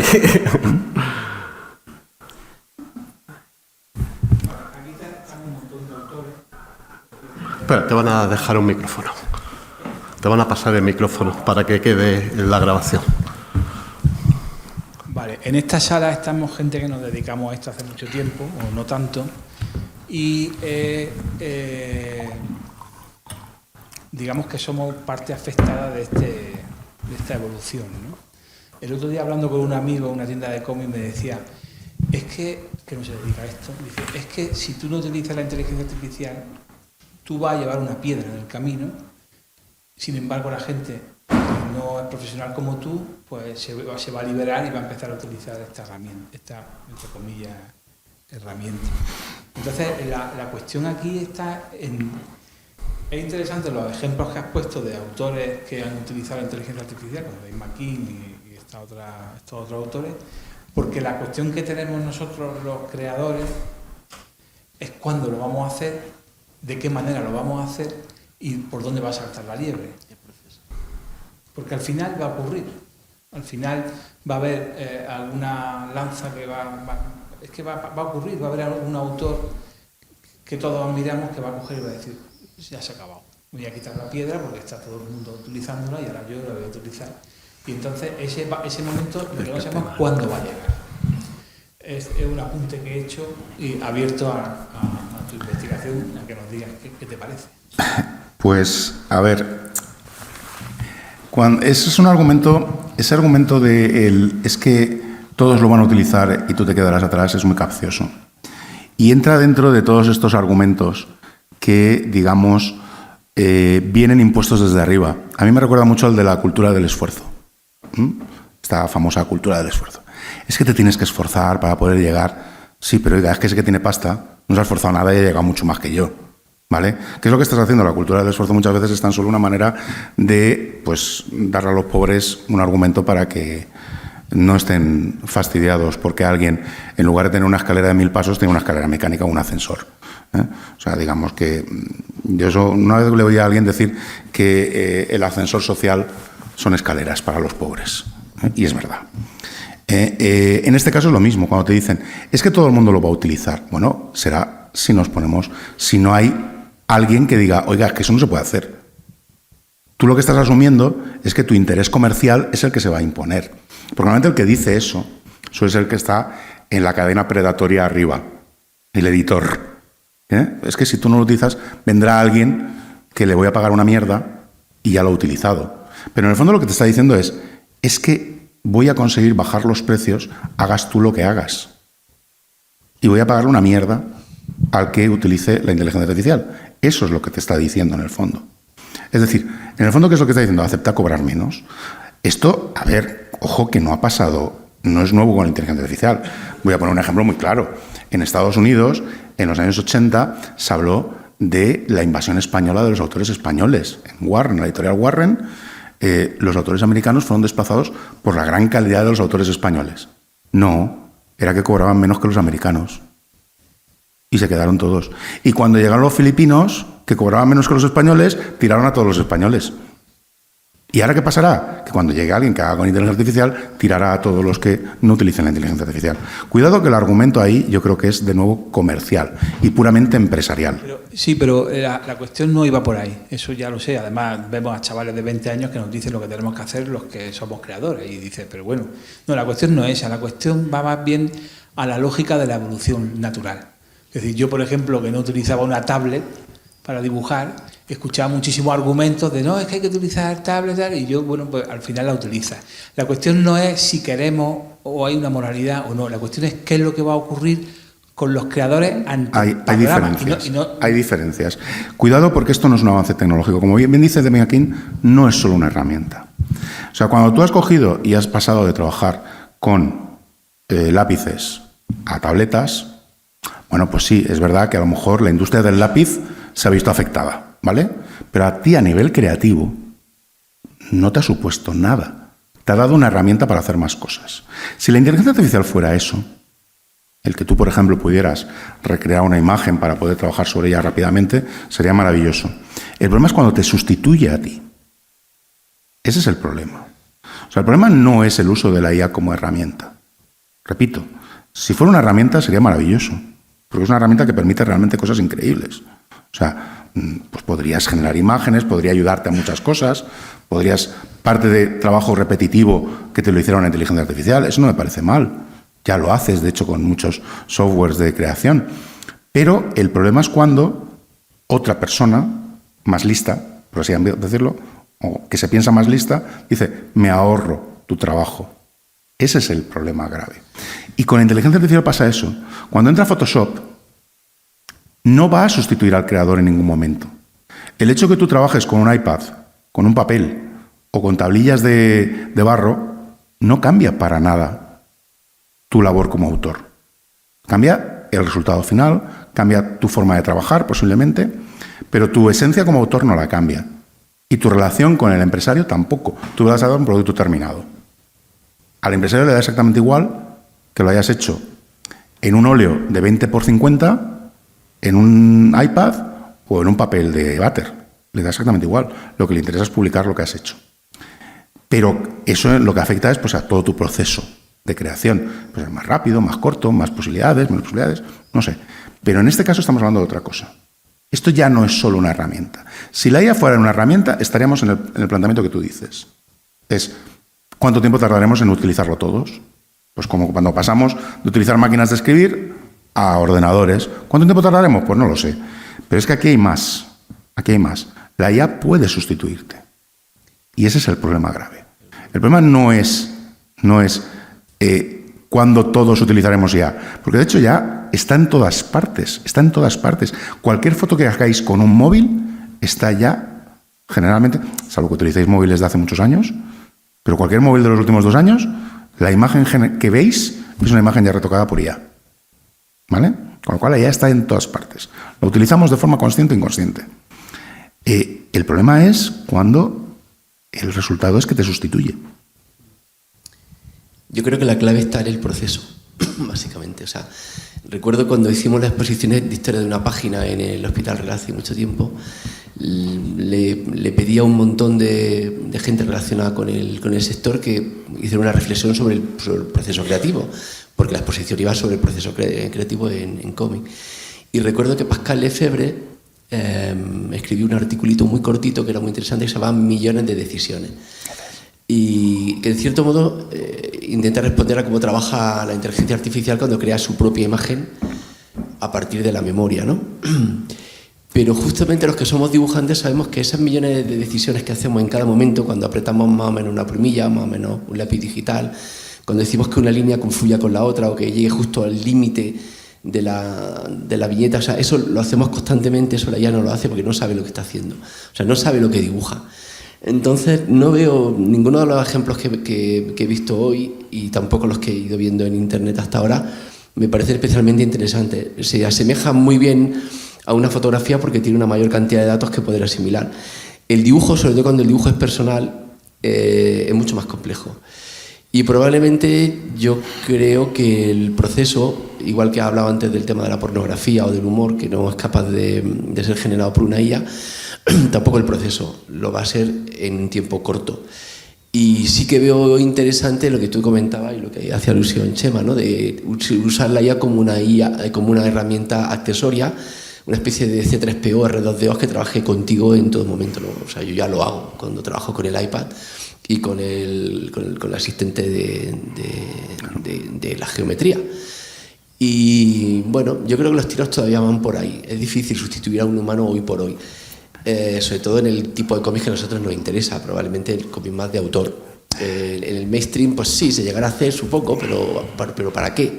Si el problema es ¿para qué? O sea, cuando tú vas a saturar el mercado de una cantidad de obra enorme, el propio editor tampoco va a poder sostener esa producción, porque si la IA es capaz de generar un cómic de 120 páginas en 4 minutos, ¿qué sentido tiene eso? O sea, al final, ¿qué vamos a estar autogenerando cómics todo el tiempo? ¿Y para qué vamos a recurrir a un editor si lo podemos generar nosotros mismos? Es decir, eso creo que va a entrar en un bucle de colapso que va a dejar de tener sentido, creo. A no ser que creemos una nueva profesión, que sea el creador de prompts. Y yo eso lo veo mucho, por ejemplo... Que ya existe. Claro, y de hecho se están solicitando, creo que lo vi ayer en El País, ¿no? Que es una de las oficios más solicitados hoy en día, el creador de prompts. Y entonces ahí entramos en una nueva dimensión. Yo a mi alumno le digo siempre que esto va a beneficiar mucho a los artistas de arte contemporáneo, por ejemplo, que hasta ahora tenían que trabajar con un artesano que les generaba la obra, ahora lo va a hacer una IA. Entonces simplemente va a ser un salto exponencial en otra dirección, probablemente, ¿no? Pero el humano está ahí. El humano que genera el prompt y que dirige a la IA hacia donde tiene que ir, va a estar ahí. Entonces probablemente trabajaremos de otra manera, seguramente. Pero la IA que crea obra desde cero no me parece demasiado interesante por ahora, no lo sé. A ver, sí y no. Evidentemente, cuando estamos hablando de obra artística creada por un humano que tiene una sensibilidad, que tiene una serie de características propias, lo que llamamos cómic de autor, está claro que ahí la IA no va a hacer nada. No va a poder crear un cómic de autor. Pero nos guste o no nos guste, la industria del cómic no es una industria de cómic de autor. Es una industria de cómic masivo. Y me estás diciendo, ¿qué sentido tiene publicar muchas obras? ¿Qué sentido que en Francia salgan 7.000 novedades al año? Que en España salgan 5.000 novedades al año. No tiene ningún sentido. Y cuando miras todo lo que se produce de cómic mainstream, pues el 99,9% es simplemente para rellenar estanterías. y porque es un criterio comercial. Entonces, el problema es que esta capacidad de la IA de generar mucho entra dentro del modelo actual que tenemos. Pero cuando lo sature no va a tener sentido. O sea, que decir, es que ya está saturado. Pero bueno. cuando ya no lo haga un editor, sino el propio consumidor, o sea, cuando yo le estoy ofreciendo al consumidor una aplicación que me va a generar o autogenerar historias, ¿para qué puñeta voy a irme a un...? Está claro que al final necesitaremos a alguien que cree esas historias, eso es lo fundamental. Pero ya te digo que yo no soy muy optimista en ese aspecto, debo reconocerlo, que creo que la capacidad predatoria de las editoriales en ese sentido lo que quieren es rellenar. Y el modelo editorial, que debería ser puesto en cuestión desde hace mucho, o sea, pensar, por ejemplo, que según el último análisis del gremio de editores se publicaron 90.000 libros en España, un país que no lee, y se publican 90.000 novedades al año. Es una locura. Es que hay más papel gastado en libros que en papel de váter, y no es ninguna exageración. Y seamos claros, el papel de váter se utiliza todos los días. En los libros os aseguro que no, que mucha gente no lo utiliza ni en su vida. Entonces, ¿cuál es el problema ahí? Pues que hay un modelo industrial periclitado completamente, basado en la saturación, y que lo único que sabe es tirar para adelante contra más. Esto le viene, vamos, que de perlas, y eso a mí me preocupa, en el sentido de que, claro, esto le viene de perlas a costa de los autores, a costa de la autoría. Evidentemente, yo tengo muy claro que para el cómic que yo leo, todavía le quedan muchos años, muchísimos. Afortunadamente, a mí lo que me interesa es esa parte creativa de la inteligencia. No que me generes un dibujo, que eso ya se puede hacer. De hecho, hay ya casos, más famoso, por ejemplo, es el de Pepe Larraz, dibujante de cómics de superhéroes, que alguien empezó a dibujar tebeos al estilo de Pepe Larraz. Entrenó una red neuronal con todos los tebeos de Pepe Larraz y le salían prácticamente iguales. Pero claro, ¿cuál es el problema? Que al final necesitas a alguien que le diga a la inteligencia artificial ese prompt, que le dé algo para hacer, que lo convierta realmente en una herramienta. Al final, la clave está en el prompt, en que tú realmente conviertas a la IA en una herramienta, no en un sustituto. Esa es la clave. Volvemos a... El problema es la inteligencia humana.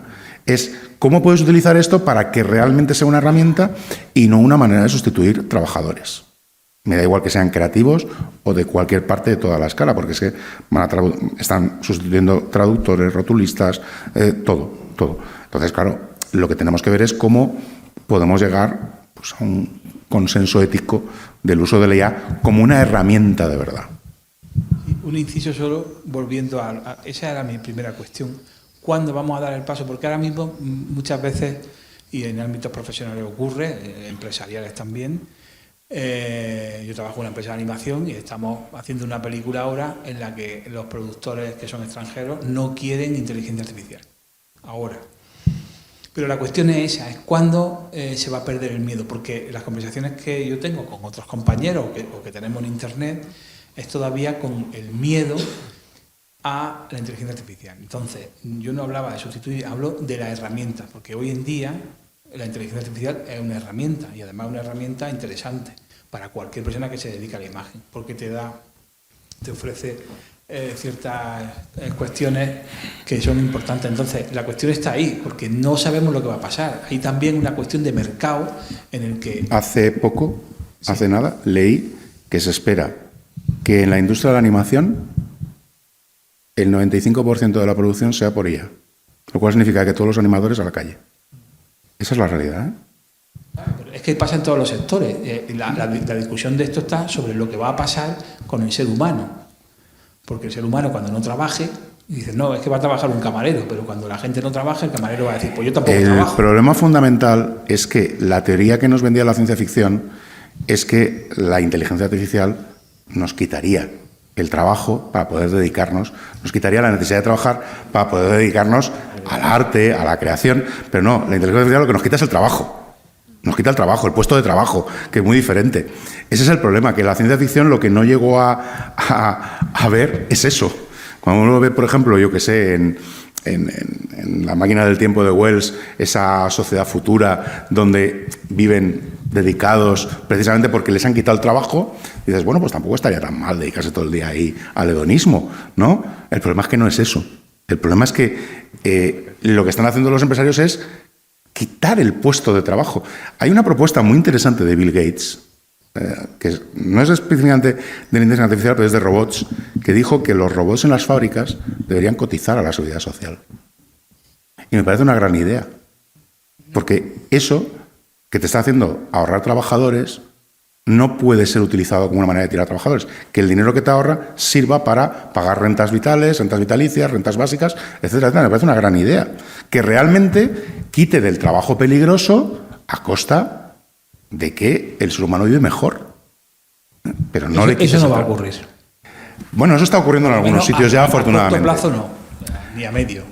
Bueno, Eso hay no legislaciones ya al respecto. Midjourney no va a dejar que eso ocurra. Midjourney no va a dejar que eso ocurra, por ejemplo. El problema es el poder que están adquiriendo todas esas plataformas. El problema, vuelvo a repetirte, lo he puesto ahí antes. El problema es que estamos dejando que el conocimiento colectivo lo lleven 4 empresas. Y eso es un error gigantesco. Eso, a mi entender, es un error gigantesco. Muchas gracias, sobre todo, por también una parte de demostrar el proceso de la investigación de la IA. A principio, creo que la media hora, a principio, es fundamental para dar a conocer más a eso que es la IA, porque muchas veces a hablar de IA tenemos un cierto prejuicio o estereotipo de lo que sabemos de la IA, ¿no? Pero ya es más complejo que ChatGPT, que Midjourney, que en todas esas aplicaciones. Es como fundamental, al final es una investigación, ¿no? Como entonces al final, como me parece genial que tiene esa concienciación de dar lugar y visibilidad a ese proceso. También me interesa como saber un poquito, aparte del tema de la cómic, te has mencionado un momento, aparte de esta computación cuántica, ¿no? Ordenador cuántico, porque hace poco estuve en una conferencia en Madrid, en Thyssen, que justamente habla de la construcción de arquitectura para la computación cuántica en ¿cómo se llama? En País Vasco Norte, ¿no? Entonces, con Donostia, más o menos creo que, no sé, cuando se ha hablado un poquito, como podría hablar un poquito más cómo esta tecnología nueva o podría afectar a este ámbito de la evolución de la IA. A ver, el problema básico es la diferencia que hay entre la lógica de un ordenador y la nuestra. Nosotros no tenemos puertas binarias. O sea, un ordenador trabaja con ceros y unos. Y al final todo lo que haces, toda esa algorítmica de red neuronal, en algún momento tiene que llegar a ceros y unos, porque es un sistema binario, ¿vale? Nosotros no somos binarios. Nosotros tenemos unas células de respuesta que dan una respuesta en una cierta probabilidad, ¿vale? Tenemos unos disparadores que ni siquiera tiene por qué dispararse en condiciones normales. Tiene una cierta probabilidad de disparo, que dan lugar a lo que se conoce como lógica difusa. Nuestra lógica es difusa. Es decir, nosotros nos decimos 0, 1. Decimos 0, 0,1, 0,2, 0,3. Y encima lo decimos con una cierta probabilidad. Lo cual es posiblemente la clave de lo que llamamos creatividad. El que tenemos la capacidad de hacer algo diferente. Eso es similar cuántica, ¿no? Esto. Claro, ¿qué ocurre? Que la computación cuántica es eso. La computación cuántica es eso. Es una respuesta no binaria, sino difusa y probabilística. A ver, todavía, hoy por hoy, los ordenadores cuánticos están muy lejos de poder ni siquiera aplicarse a estas cosas. Están absolutamente enfarruñados en temas de criptología, ¿vale? Que es donde están empezando a ser realmente eficientes. Pero estamos muy, muy, muy lejos de ordenadores cuánticos que ni siquiera se acerquen a esta posibilidad. Cuando por fin la computación cuántica, pensar que casi todo lo que llamamos computación cuántica en este momento es simulación.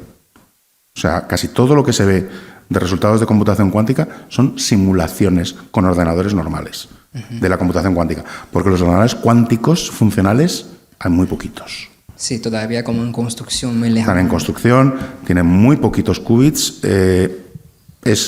Hoy por hoy todavía está lejana la computación cuántica en el sentido de lo que entendemos como computación. Ahora, cuando llegue, no sé lo que va a pasar. Vale. Y según tu opinión, como aparte como cómic, aparte, como ejemplo, los inteligencia artificial con los en el ámbito del movimiento, como no limite a la movimiento del robótico, ¿no? Sino con la IA igualmente como análisis, como A de ver, esto. en todo el tema de la IA, digamos, en vídeo, Sí. animación, películas, ahí sí que va a haber una revolución brutal, pero brutal. Porque toda la industria de la animación tradicional, toda la industria de los efectos especiales, toda la industria incluso de la actuación de los actores se va a ver revolucionada completamente. No sé si habéis visto una película maravillosa que es The Congress, que habla precisamente de la venta de los actores, de sus avatares, para que sean utilizados en películas virtuales, que de repente empieza a ser un documental de actualidad. Con lo cual, ahí sí que va a haber un cambio radical. Toda esa industria la van a poner patas arriba con los sistemas de net. ¿Por qué? Porque tú puedes coger y todo lo de Star Wars, imagínate Star Wars, todas esas maquetas gigantes y todo eso, que luego dices, no, pero es que ahora con el 3D, es que ahora no va a hacer ni falta eso. Es que ahora tú vas a coger, quiero una nave estelar de tal tamaño, no sé qué, no sé cuándo. Y si tú la describes, aunque tu prompt sea de 10 folios, tendrás el navío estelar de Darth Vader apareciendo por la pantalla. Y estará hecho en segundos. Con lo cual, eso va a cambiar por completo la forma de rodar. Donde ya lo está haciendo son los anuncios. Eso me consta, que creo que fue en la última, la Super Bowl de Estados Unidos, que creo que era el 70% de los anuncios que salieron ya estaban hechos con inteligencia artificial. Todo eso lo va a cambiar totalmente, porque la posibilidad de hacerlo en nada es evidente. Otra cosa es, volvemos a todos los problemas éticos y legales de con qué se ha entrenado esa inteligencia artificial. Porque lo has entrenado con películas, con animaciones, con todo, con vídeos que tienen derechos de autor. Hay una cosa muy buena, que es que hoy por hoy, y esto es en Estados Unidos, las imágenes generadas y los vídeos generados con inteligencia artificial no pueden ser registrados. No tienen registro de autoría. No se considera, o sea, la autoría en este momento, y me parece clave, aunque también te digo que eso no sé lo que va a durar con el señor de la motosierra y gente como esos por ahí, pero me parece clave que no se puedan registrar las obras creadas con inteligencia artificial como obras creativas, que solo lo puede hacer un humano. Pero claro, echa la ley, echa la trampa, evidentemente. El problema será cuando no te des cuenta quién ha hecho eso. Porque solo tenéis que ver ya, pues... Es que vayámonos al otro extremo, no nos vayamos a la superproducción de Hollywood, vayámonos a los concursos de carteles de los pueblos, que los está ganando gente que lo hace con inteligencia artificial. Y que lo que hace es que les presenta a 40 concursos y les sale rentable. Bueno, ahí tenemos un problema. ¿Cómo evitamos eso? Pues al final pues habrá que legislar, por supuesto. Pero el problema de la legislación es que todos sabemos que está también pues muy mediatizada por las grandes empresas y las grandes corporaciones. Y si no es global, efectivamente, volvemos a lo antes. A mí me da igual que cojas y digas, en toda Europa somos la hostia y vamos a prohibido comercializar nada con inteligencia artificial. Genial. En nada producido en la Unión Europea se podrá comercializar si se ha hecho con inteligencia artificial. Y si se ha hecho en las Islas Seychelles y ahí lo permiten, ahí el problema es que o se hace a nivel mundial o es imposible. Y en este momento particular de la historia, con los señores de color naranja y los otros y demás, pues la verdad es que, hombre, muchas esperanzas no se tienen. Sí, al final lo único que me planteas es ojalá venga Skynet de verdad. Ojalá venga. Porque al paso que vamos, creo que será mejor que lo que hay, pero bueno. Que me temo que en gran parte es una batalla que ya está perdida. Es decir, cuando todas estas herramientas ya se han entrenado con imágenes como han querido, por muchas cortapisas que pongamos, las herramientas ya están creadas, las plataformas, hombre, puedes poner límites a eso, pero las herramientas ya existen. La herramienta ya existe, pero la legislación no. Y es la legislación la que marca al final. Yo te pongo un ejemplo. ¿Hace 30 años pensarías que no verías fumar en los bares? Pues las cosas son posibles. Lo imposible puede llegar a hacerlo si la legislación es correcta y se aplica. O sea, yo creo que, si es que, no sé si a vosotros pasa, pero a mí me pasa, que ves los programas de televisión de estos de los años 80, yo recuerdo hace poco ver La Clave, y están todos fumando. Y luego dices, qué cosa más rara, ¿no? Y se te hace raro verlo. Bueno, pues hemos cambiado en eso. Bienvenido sea. ¿Vale?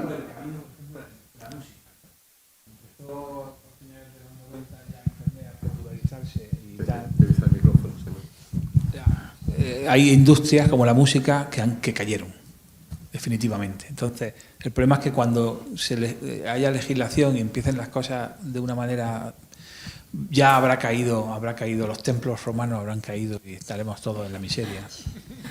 Bueno, la civilización griega cayó y conseguimos volver adelante.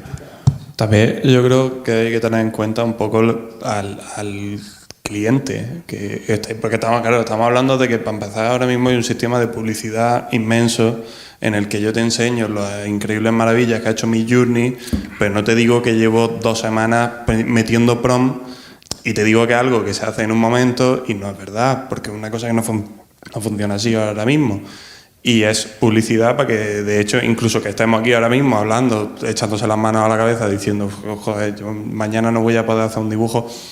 Por otra parte, eso es la estrategia que nos quieren vender. Pero yo, por ejemplo, cuando yo voy a la tienda de cómics y yo compro un cómic, lo compro, que de hecho, los cómics, uno de los problemas que tienen los cómics es que comprar uno pues casi que tienes que hacer un sacrificio para comprar un cómic. Y pensar que la gente va a acabar comprando cómics de inteligencia artificial, porque claro, ahora mismo es algo nuevo y además, de hecho, diría que cuánta gente compra cómics de los que han salido. Me gustaría saber cuánta gente de verdad, o sea, qué ventas están teniendo, aparte de gente que lo hace incluso ahora mismo, porque ahora mismo hay movimiento ideológico dentro de no, yo lo compro porque tu ideología va por una parte en la que va en contra y yo lo hago como reforzamiento.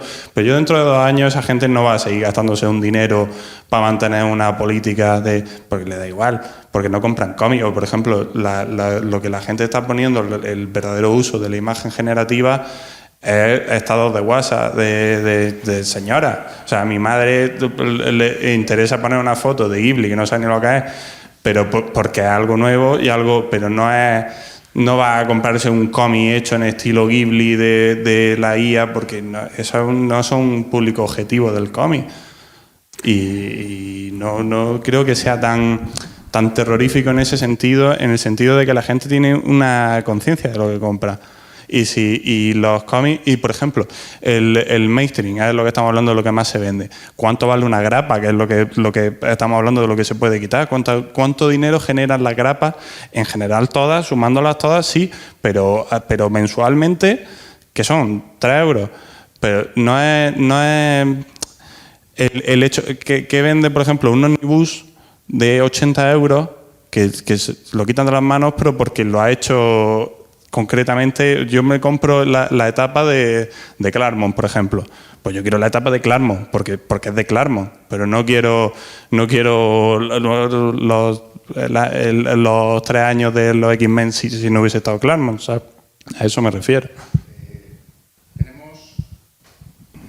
Tenemos diferentes ideas del público, creo, pero de todas maneras una cosa, yo cuando hablo de mainstream, he puesto el ejemplo de superhéroes, pero no estoy pensando en superhéroes.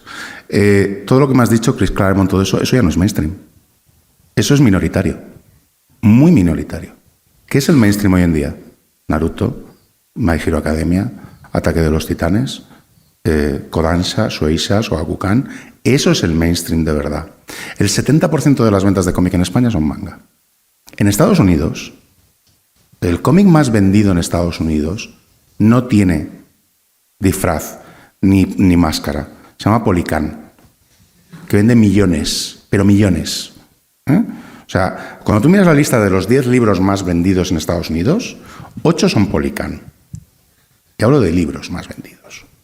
Con lo cual, el mainstream ya no son los superhéroes, son el manga. En Estados Unidos lo que más vende es el manga, vende más que los superhéroes. Y no sé si has visto esta diapositiva que he puesto de cosas que se están investigando sobre cómic, sobre el uso del cómic. Mirad los autores.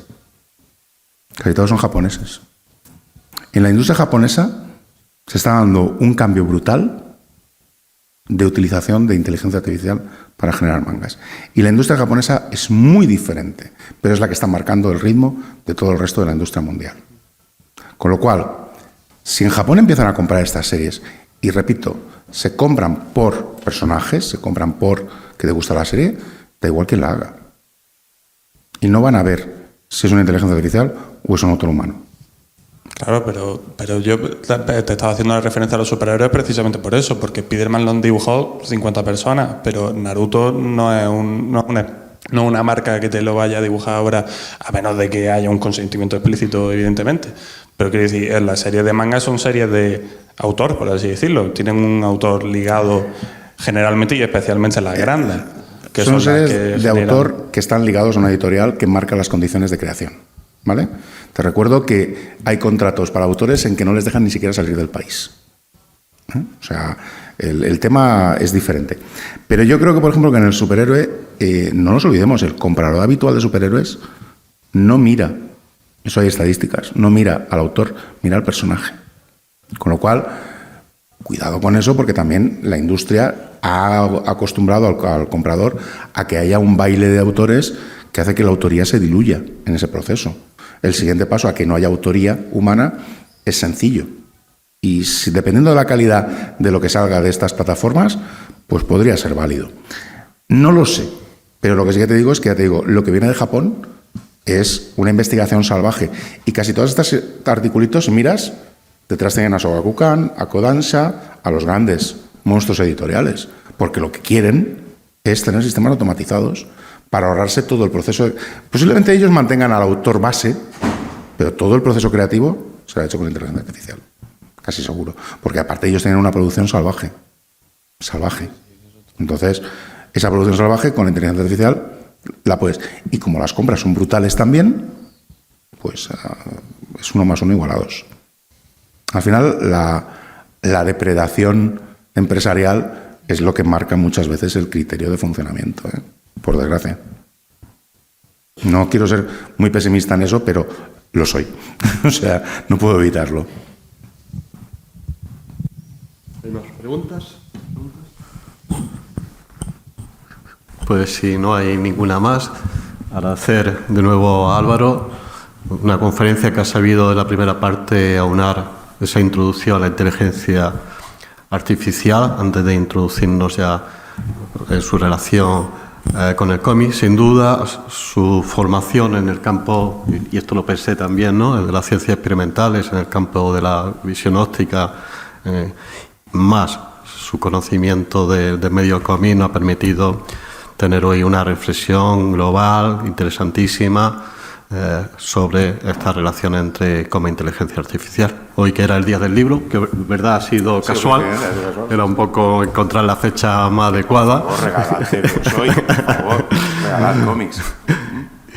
Y volveremos, la próxima conferencia, que cierra el ciclo ya, o las actividades de la Cátedra de Cómic en este curso, que también en el mes de mayo. Sabéis que la actividad de la madraza se rige bastante también por el periodo lectivo del curso, que es para primeros de junio, ya va finalizando.